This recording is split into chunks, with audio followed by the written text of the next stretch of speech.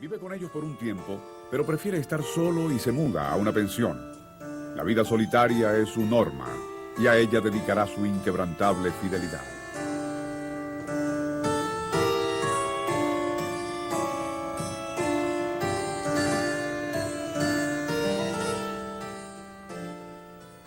Siempre será necesario que los cultores de la belleza y del bien, los consagrados por la desdicha, se acojan al mudo asilo de la soledad, único refugio acaso de los que parecen de otra época, desconcertados con el progreso.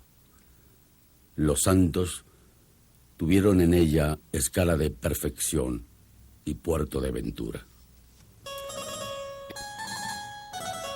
En marzo de 1914, pocos meses antes del comienzo de la Primera Guerra Mundial, es nombrado oficial de la Dirección de Derecho Público Exterior de la Cancillería, donde empieza a trabajar como traductor e intérprete. Y así, como a las puertas de una tragedia bélica que había de afectar terriblemente al mundo, se produce para el poeta una importante perspectiva de estabilidad económica.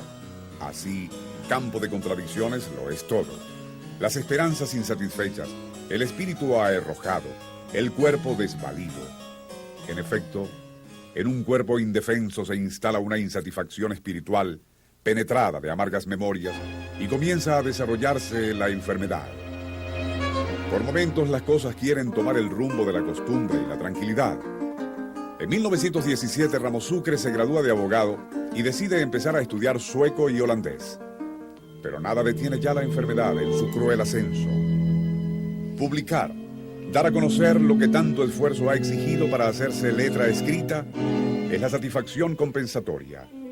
En 1921, aparece en edición muy limitada su primer libro, Trizas de papel, recopilación de sus escritos publicados en revistas y periódicos.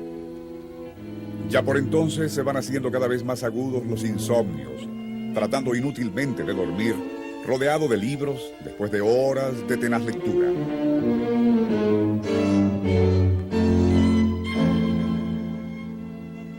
El conocimiento, la reflexión, el paso del tiempo consolidan una de sus firmes convicciones de fe nacional, su admirado respeto por los hombres de la independencia y su real condición heroica.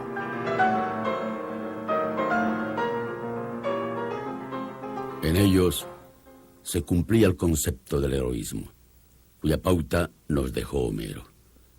Avanza el primero de todos, Santiago Mariño.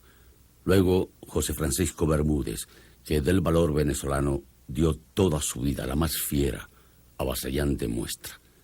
Y Bolívar, el único que tuvo la visión de la patria grande y quiso extenderla y la extendió perturbada y efímera entre dos océanos. En 1923 publica su ensayo sobre las huellas de Humboldt, y la cotidianidad aquietante parece establecerse con la culminación universitaria. En 1925 recibe el título de doctor en Ciencias Políticas, pero nada detiene los funestos procesos iniciados. La enfermedad va abriendo el camino hacia la neurastenia. Todo encaja en la mecánica pendular de elevaciones positivas y de funestas depresiones. Desde entonces, definitivamente la vida de José Antonio Ramos Sucre llevará el signo de su mal incurable y de los libros que va publicando. El año de 1925 se distingue añadiendo a la cima de los estudios universitarios la aparición de La Torre de Timón, su primer libro de gran magnitud, que la crítica aprecia con relativa eficacia, pero sin plena sensibilidad, salvo contadas excepciones. Es un libro que recoge sus publicaciones anteriores con el añadido de 52 textos nuevos, poemas en prosa, cuadros narrativos, sugerencias poéticas, todo en la dilatada dimensión del universo de la historia y de la cultura y en la magia nebulosa del símbolo.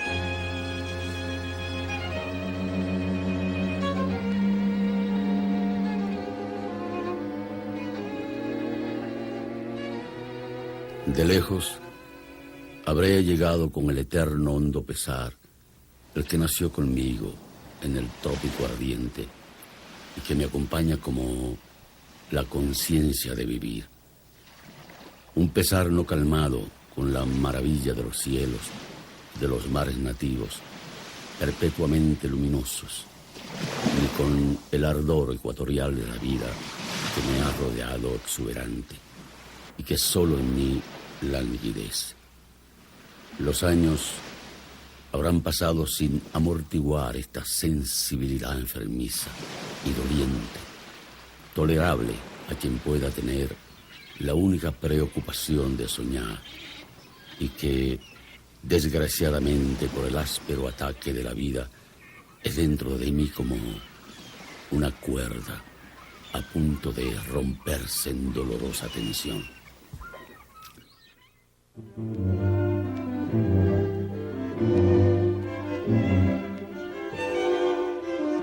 La mudanza a otra pensión, ahora en la hermosa plaza del Panteón, es un nuevo estímulo para esperar cambios en una angustia que cada vez se aproxima más en sus días, después de señorear en sus noches blancas. Poco a poco su ironía y su agudeza van destilando pensamientos y aforismos que se agrupan bajo el nombre de granizada. De otra parte prosiguen las que fueron siempre sus lecturas predilectas: los clásicos, la historia universal, los teóricos del romanticismo, la historia de Venezuela, el esoterismo, los mitos y leyendas de todas las culturas.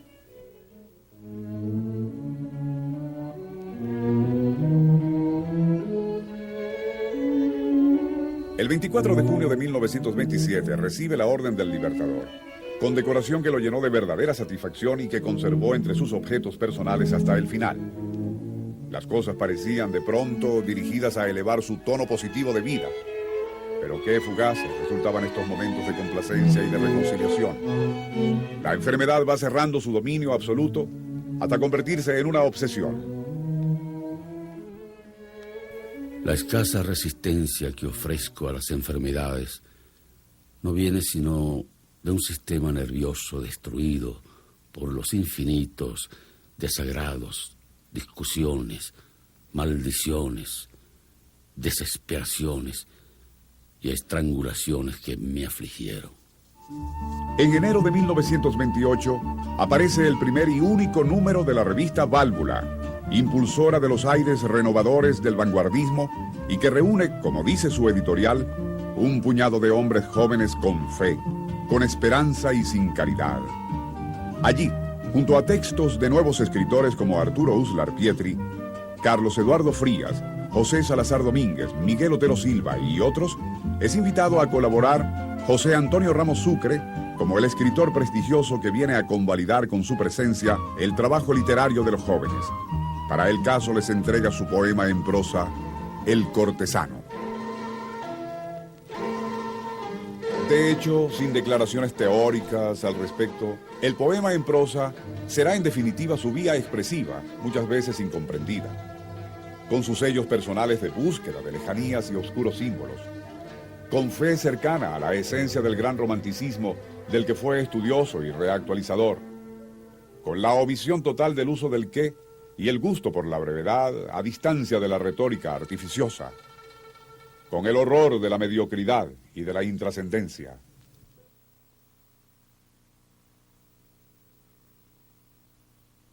La imagen, expresión de lo particular, conviene especialmente con la poesía porque el arte es individuante.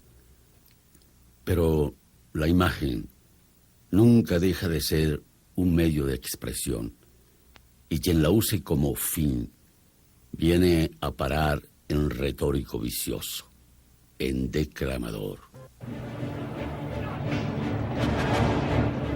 Febrero de 1928 marca una fecha memorable en la lucha estudiantil contra la dictadura de Juan Vicente Gómez.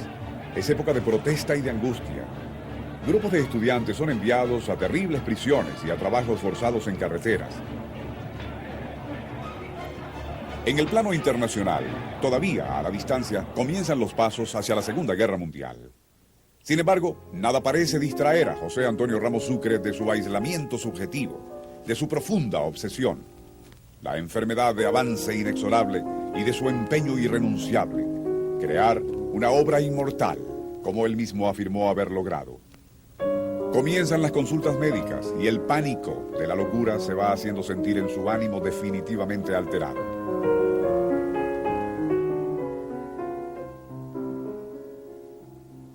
Yo Adolezco de una degeneración ilustre. Amo el dolor, la belleza y la crueldad. Imagino constantemente la sensación del padecimiento físico, de la lesión orgánica. La enfermedad conforma un todo con las ansias de soledad. No me seducen los placeres mundanos y volví espontáneamente a la soledad, mucho antes del término de mi juventud. 1929 es un año de especial significación para José Antonio Ramos Sucre. Publica sus dos últimos y más importantes libros de poemas en prosa y prepara su esperado viaje a Europa. Aparece en primer lugar El cielo de esmalte. Cuando la muerte acuda finalmente a mi ruego y sus avisos me hayan habilitado para el viaje solitario, yo invocaré un ser primaveral con el fin de solicitar la asistencia de la armonía de origen supremo, y un solaz infinito reposará mi semblante. El recuerdo elocuente, a semejanza de una luna exigua sobre la vista de un ave sonámbula, estorbará mi sueño impersonal hasta la hora de sumirme con mi nombre en el olvido solemne. Y al mismo tiempo hace editar su último libro, Las formas del fuego, dedicado a Carmen Elena de las Casas, cuya belleza impresionaba a toda Caracas.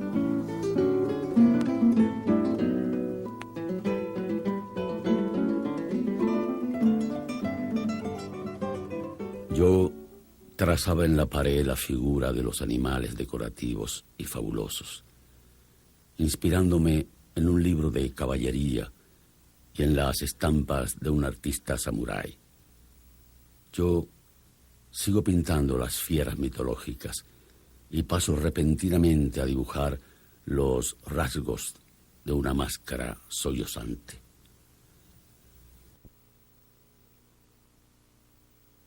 No puedo mover la cabeza amodorrada y vacía. El malestar ha disipado el entendimiento.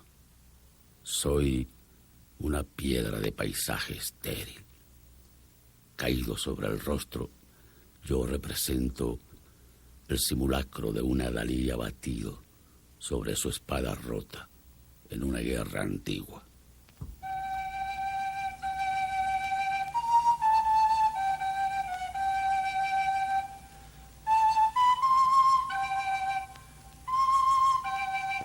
Estos libros recogen su original proposición poética de personal tributo al símbolo y a un depurado hermetismo, y significan su definitivo reconocimiento en términos de la más alta valoración de parte de lúcidos poetas y críticos de la época.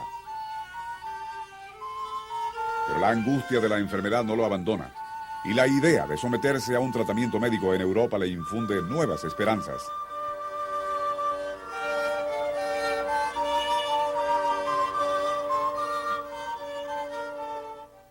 Finalmente, el 26 de noviembre de 1929 es nombrado cónsul en Ginebra. No va a París, como deseaba, pero Suiza está en el centro de muchos países que quisiera conocer. Con una rigurosa contención emotiva, logra despedirse de sus amigos y de Caracas, y sus últimos recuerdos son para Cumaná. Siente que es una despedida definitiva cuando toma el barco para Europa el 1 de diciembre de 1929. A fines de diciembre llega a Italia, va a Ginebra en tren y pasa a Hamburgo a someterse a un tratamiento con la esperanza que ofrecía un prestigioso instituto médico. En ese tiempo, mantiene una frecuente correspondencia con su bella prima cumanesa dolmanesa Dolores Emilia Madriz.